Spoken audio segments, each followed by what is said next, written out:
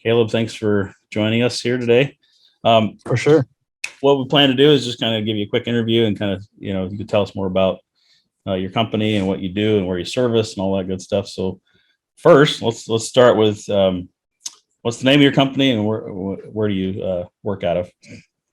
Yeah, so my company is Custom Care by Caleb LLC. We generally are the greater Orlando area. In Florida, that for local people, that would be considered mostly Lake and Orange counties, but generally greater Orlando area. Got it. And then tell us about the services you offer. Yeah, we residential repainting, a special focus on cabinet refinishing, and then interior painting, exterior painting, garage floor epoxy coatings. Although that's not something we do a lot of, mostly interior, exterior, and cabinet refinishing. Yeah. Okay. Yeah. When we first talked a couple years ago, I think you were focused on didn't you start with, tell me, I think it was like interiors first and then you went into cabinets, or you had tell us about how you got started with the cabinets too. Yeah. So my first cabinet experience was, well, the end result was okay. But the process was a disaster. Right. I had never, of course, it was my first time. I had never done it before and, only seen a few things on the internet and thought, what the heck, I'll give it a shot. Ended up taking like twice as long as I thought it should have. I didn't number any of the doors or the drawers, so I didn't know where they went back. I spent a whole day just trying to put stuff back, trying to figure out where it went. I mean, not even putting it back, just trying to figure out where it went. So that's, originally I kind of started actually with exterior and interior both. And then, really kind of got into the cabinets, although after the first one, I swore I would never do it again. And now it's a majority of what we do. At this point, focusing on those three things is where we're at. So the cabinets, you started out, you had a rough going, which is kind of typical when guys starting out, they're trying to get their feet wet on certain, we'll paint anything, and then all of a sudden, cabinets are the ones that not all painters are finishers, That's true. Yeah. So curious, like what'd you do to get better at cabinets? What were the steps you took to say, okay, we're going to do cabinets the right way? Like how long did it take? What was the process? What did it look like? Yeah. So after the first one we did, like I said, I swore I'd never do it again. Yeah. About 3 months later, I had got a job where they wanted a quote for full house interior and cabinets. And the only way I was going to get the job is if I did both. Mm-hmm. And so I have a pretty close relationship with my Sherwin-Williams rep. So I had talked with him about it and kind of what went wrong the first time and ways we could improve and things I could do differently. So I thought, okay, I'll give it one more shot with making these, changes that I assumed would help me. And it went way better. It finished in the time I thought it should have. The end result was even better than the first time. We switched primers, we switched paints. The first one had asked me to do oil-based paint, which was fine, but the drying times are ridiculous, all that. After that, on my second time, we switched to water-based finishes and just a much better overall experience. So, and then from there, now we've refinished well over 300 kitchens, or bathrooms, or laundry rooms, whatever. And probably for the last 150, our process has stayed consistent. Through the first 150, we were constantly tweaking it, trying to improve it, figuring out the best system. But at this point, for really probably a year and a half now, everything has stayed consistent. I feel like we're in a pretty sweet spot as far as efficiency and products and all of that. So it took a while. Yeah. Did you, are you doing all the finishing on site, or are you taking the cabinets and doors back to the shop? 95% of the time, finishing on site. So we do, basically transform the homeowner's garage into a mobile spray shop, finishing shop. And so that's worked well for us. I have had very little issue with that as far as people saying like, no, my garage is not available, or, oh, that's not going to work for me. Just a couple here and there. And then we do, take them back and refinish at the shop. But most of the time we are set up to do mobile on-site refinishing. And that's just what has worked well for us. So we plan to stick with it. What's the typical, let's talk about price too. So like, what do you currently, so this is 2023, most cabinets like in the kitchen right now, what do you like, how long are they taking for you to do? And then ranges of pricing that people will pay usually that you're seeing. Yeah, so the way I've set up my pricing is I set up a price per opening, which would, a door is an opening, a drawer is an opening. If there's end panels or side panels, that is considered an opening, although it doesn't open, it's still Right. An opening or a door there. I'm typically around $135 per opening, which, I mean, there's a huge range of kitchen sizes. The minimum job I would probably do would be like for a bathroom vanity or something like that. That would be a little bit of an exception because I would take the doors and finish them in conjunction with another job. I would not set up a specific spray booth for that, but that we might do as low as 1,500 or 1,800. Yeah. But generally a full kitchen is going to range from probably lower end, maybe $4,000, up to, 12 to 15, depending on the size. But last year and this year, we've actually even gotten I've got a connection with a cabinet builder, custom cabinet builder in Orlando. And we've even got into a little bit of remodeling or, adding second level shelf or cabinetry, stuff like that. Yeah. And I just landed a job for $42,000, wow. A kitchen remodel. So, from anywhere from 1,500 to 42,000. That's a great range. There you go. Right. Yeah. So, well, anywhere in there. So it probably all depends on obviously size, the color. Yeah, it's doing very much size, and multicolors are obviously changing always more out the expensive. hardware. Yeah. If we're filling handle holes, and changing to new sizes, stuff like that. There's a lot of factors in there. But my generic base starting price for just straight cabinet refinishing would be about $135 per opening. That's good. And then for exteriors, interiors, is your crews all set up for you guys? What kind of process are you using or method? Are you using like spray brush roll? Are you doing what's typical for your projects? For exterior, we're spray brush roll, back roll as needed. A lot of the houses here that we deal with are mostly stucco.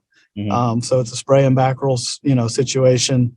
Most of the houses, again, here where I'm at, have metal or vinyl soffit and fascia. So those are just a spray system. But yeah, generally spray brush roll. Interior wise, unless nobody is living there, we're just cut and roll. We don't spray inside. I just haven't found that the amount of prep time required is justified. Plus, if people are living there, like they want as minimally invasive as possible. So we're just cut and roll inside pretty much. Yeah. Cool. Well, let's talk about your business too. So tell us how you got started in painting, because everyone's got a unique story of how they got into painting.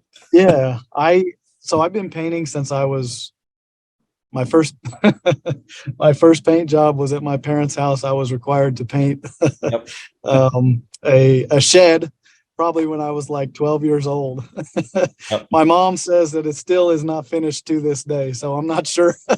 Yeah. But, you try to get out of it, and then you probably did something else. Right? Yeah. But we've all done that. Yeah. When I really got started, when I was about 14 years old, during the summer times, I would work with my uncle and cousins in our little business that we had, which was painting and construction business. So we did multiple things, but we did do a lot of house painting, mostly all exterior. And so that's where I really started learning how to paint from my uncle. After college, I did that every summer all the way through college. And then after college, I kind of had a few part-time jobs, one of which was painting fences and apartments for a retirement home that, you know, after people would move out or move in or whatever, we would be painting apartments, and every apartment had a little privacy fence, and I painted every one of them.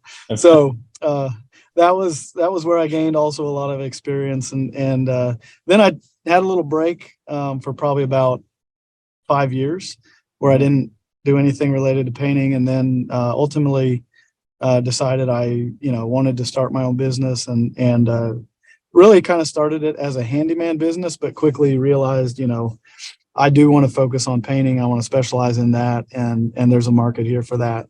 And so for almost 5 years now, it's been strictly painting, and we've expanded. I mean, obviously I've learned a lot along the way.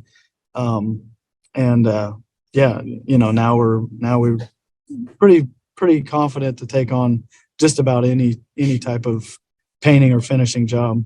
Yeah.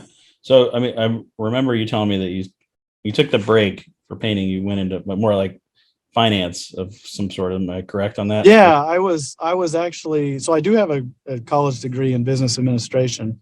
Yeah. And I actually put that to a little bit of use. I was managing actually a sand processing company.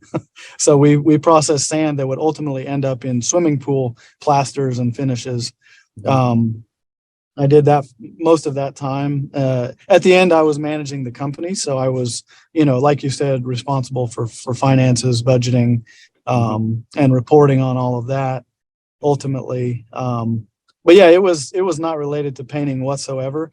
But what I gained from that was a whole lot of experience in running a business, which has been extremely helpful as I run my own business now. Yeah. So a lot of guys get started in the painting business. I've talked to a lot of them that are struggling. So here's kind of some advice coming up here for, they're like trying to figure out how to make money at this. Like I feel like a lot of guys come into painting industry and they stumble into it. They're not like saying, I'm going to grow up and be a painter. Nothing wrong with that. Right. But it's like once they get into it, it's not as easy as they think, what did you learn in the last 5 years of having your business?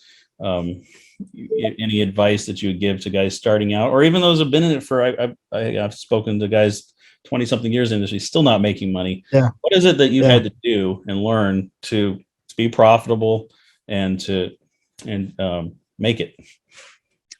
It sounds really, really basic, but the two biggest things I think that are on the top of my head are show up on time and do exactly what you say you will do. Now, once you do those, it doesn't guarantee success. You have to put in the hours, you have to put in the work. But I've found for me, the biggest thing that has allowed me to grow and become more successful with my business is by doing those two things. But don't get me wrong, the first year was a lot of 12 to 16 hour days. Sure. I have a motivation and a drive to make it happen, regardless. I have to make it happen. And so the first year was super hard. I would work all day, do estimates all night, go buy paint as soon as the paint store opened, 7 o'clock in the morning. It was like that. It was not easy. It was very hard, actually. But I was kind of in a corner. I had said, I'm starting my business. I'm doing this, and I had no choice because I had, I have a wife and 3 kids. At that time, only 1 kid, but still, I had bills to pay. So it was for me, there was never an option not to succeed. And I don't mean to say that would make somebody else feel bad. Like, why can't I do that? But for me, I did whatever it took to make that happen. And for a while it was tough. Yeah. So obviously showing up and doing what you say you're going to do, that makes sense to, make it. But you also had to, know your numbers. I'm guessing you had to, for sure. You made some changes, if I'm not mistaken, in terms of the types of programs you started using. You got your business up and running. So tell me about the tools that you're starting to use and how that's helped you, estimating all that. yeah, as the growth started to happen, I quickly realized I'm not an accountant and I don't want to be an accountant and I know nothing Yeah. about it. So first of all, the first thing I really did was hire an accountant, a bookkeeper, Mhm. who, classifies everything financial for my business. So, I have nice reports to look at and everything is ready come tax time and all of that. And I know what's going on, without having to, put a lot of effort into it because I have somebody that takes care of that. Another thing for me was getting a CRM system, so that I could easily track, customer information and jobs and scheduling and all of that. And the program I use now is really, really nice because it allows for um, job scheduling, appointment scheduling, all of your database of customer information. You can invoice through it. It's really a very complete package, and that has been also very tremendous in maintaining or encouraging growth because it makes my life a little bit easier Yeah. as far as dealing with the overall part of the business. And yeah, like you said, the numbers for me are huge. It's because my prices today are very, very different than when it was just me. And I only had one truck, Yeah. Right. Overhead costs are a real thing, and the business has to account for those. And if they don't, then you can't be successful because you will not make money. So yeah, knowing my numbers has been pretty crucial uh, in order to grow because I was able to be profitable, have cash to invest in equipment, better salaries for my employees, that kind of thing, and at the same time maintaining profit, Sure. instead of just spending all my money and then charging the same price and not getting any return on that. Yeah. So when you raise your prices, you know what those numbers are, and so therefore you're able to grow from that. Exactly. Yeah. The program you're using, is that Drip Job? Is that Yeah. We use Drip Jobs? Jobs, Good. And and that, yeah, I've never actually used any other CRM system. yeah, But I loosely know Tanner. We're both kind of, from the same area in Florida and stuff. And I've been connected with him for almost most of the time that I have had a yeah, painting company because he was seeking people out and he right, found my company. yeah, So when he created Drip Jobs, there was no other choice for me. And I was going to try it, and see what worked and stuff. And I mhm, love it. It's fantastic. yeah, He owns a painting company. That's what he's an entrepreneur. I mean, I think in the long term, Drip Jobs is going to be way more profitable for him than a painting company. But uh, at least the Drip Jobs was created out of a painting company and a need for a good CRM that matched what he wanted and needed. So for me, it's been a perfect fit because yeah, it was built exactly for what I do. right. And so it does everything. It does the scheduling. It helps with the estimating. It actually, to my knowledge, it does the reviews as well. Helps push reviews. Yeah, it has a whole automated uh, follow-up system. Mhm. So in each kind of pipeline that the customer is in, there's automated follow-ups, which you can edit and change as much as you want. Yeah, But it does come preset with stuff to send, however often you want it to send, yeah, for what pipeline they're in. And yeah, it's fantastic. When you say the job is complete, boom, within an hour, it sends them a link for hey, would you leave us a 5-star Google review, mhm, and that yeah, kind of thing. And I don't even have to think about it. yeah. It's so easy. No, you're It's great. yeah, you're It's great. online. You got, as of today in April, you got at least 75 or so 5-star reviews. So that's great. Yeah, yeah, yeah. And then quickly, we'll talk briefly about marketing. But so marketing, like how do you get leads? How much you use the internet versus word of mouth, other things? What's your kind of primary source at this point?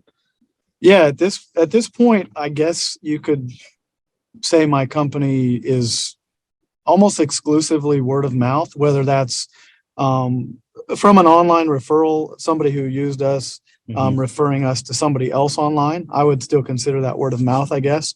Um, or, Frank at church told Sally, "Hey, you need a painter." Well, I used him and he's amazing. Call him. Yeah. That's obviously the strongest kind of word of mouth. I think my split is probably 50 to 60% are the very strong kind of word of mouth, like a direct talking to somebody and telling them about me. And then the remaining is all kind of word of mouth from Facebook or that kind of thing. I'm sure there is some people who just search or like painting company near me on Google and Yeah. find me that way, but I don't pay for any SEO or marketing or that kind of thing. So, I mean, if they're finding me, it's just luck of the draw, and I don't know how to gauge that. Yeah. I think you had really good success on Facebook last time we talked too, though. Isn't that Yeah, Facebook is very strong for us. That's where a lot of leads come in. you're just using posting before and afters, that kind of thing? Are you doing any engagement? Yeah, no, I don't have any sponsored ads or anything like that. Yeah. So it's just making posts. But something, I don't know if it's just here or if it's kind of all over the place, but where we live, there's a lot of Facebook groups that are like rant, raves, and reviews type of pages. Mhm. And on there, it is where everybody, I think, in this area goes to find painters, plumbers, electricians, any type of home service. People are going on these groups and saying, "Hey, who have you been happy with?" And Yeah. then on a lot of posts, I'll have 2, 3, 5 people saying, "Hey, we use Custom Care by Caleb. They were amazing. Hmm. Call them." That's nice. And so that's where I get a lot of people contacting me because they were referred through Facebook. Yeah. So that, I think, again, last time we talked, we kind of talked about your size, and I think that you mentioned being profitable. And so one of the things I've seen in the painting industry, which I think is true, is that you don't have to be extremely large. You don't have to. I say large, 3 million plus, maybe. If you're a paint company doing 3, 4, 5 million, I know some of those guys that are very successful, but their profits may not. Someone at 3 million may not be super profitable. Yeah. You're fairly profitable from my understanding at your size. And last time we talked about a year or so ago, I think you were like selling maybe 600,000, maybe a little more than that. I can't remember. Yeah. So at that time, that was probably accurate. Last year, 2022, we ended at like 950,000 Great. for the year in revenue. So, definitely a substantial amount of growth in the last year, 2 years. This year, I would say at this point, we're tracking probably to be pretty close to what we did last year, but I haven't hired any more people. I haven't been aggressive in, like seeking out more business. Yeah. For me right now, where I'm at is a good place because I have been very profitable, at that amount, because I know my numbers. So I've priced accordingly. Yeah. And I think that's the big takeaway for me or anyone who listen to this later is I think that your numbers, and you don't really. It's all about you as the business owner knowing where you want to be. There's no shame in running a couple $100,000 business or $1 million or whatever it might be. Everyone has to decide for themselves. But if you're going to do it, I mean, to me, it just makes sense. If you're going to start your own business, you want to go into it hopefully making money, right? Or don't do it. It's so much stress. It's a whole lot of work if you're not going to make any money. Yeah, and so I just or if you can even make the same amount of money by working for somebody else, exactly do that. I know there's no way shame less in it. Stressful. Absolutely. I mean, running a business is challenging, but it's a lot of work. You've done a really good job, and I think that even by here I'm a marketing guy, but say if you don't spend a lot of marketing, that's not the issue. If you're marketing, I've already said this a few times, is that it's everything you do and don't do in your business. So it's how you answer the phone. It's like you said, showing up. It's all of that is so important. Getting those reviews. You are marketing. You're not. Yeah. Advertise. You're not putting a bunch of money out there. But if you want to maintain, I think a lot of companies can maintain $1 million paint business profitably with very little marketing by what you're doing. Is that really good service? Staying top of mind, using the right systems, those CRMs, you've got processes in place. I think that's and that's I think you're right. That's the biggest thing. I'm not just winging it and hoping that it works. I do have all these things in place that I feel confident every month, every quarter, whatever, that, hey, like, we're going to be all right. Be all right. But Yeah. the business is, the work is there. We're going to get it. We're going to do it well. Things are going to, or it's predictable, right? That's Yeah. what business needs, predictability. And when you have those systems, you can feel confident that things are repeatable, things are predictable, and you'll be successful. Well, good. Well, Caleb, thanks for taking the time today. How can people get a hold of you in the Central Florida area? What's the best way? Yeah, you can reach me several ways. My direct phone number is 407-375-1425. You can also reach me through my website at www.customcarebycaleb.com. And then directly, if you want to, book an appointment with me, the link to do that is www.ccc.dripjobs.com.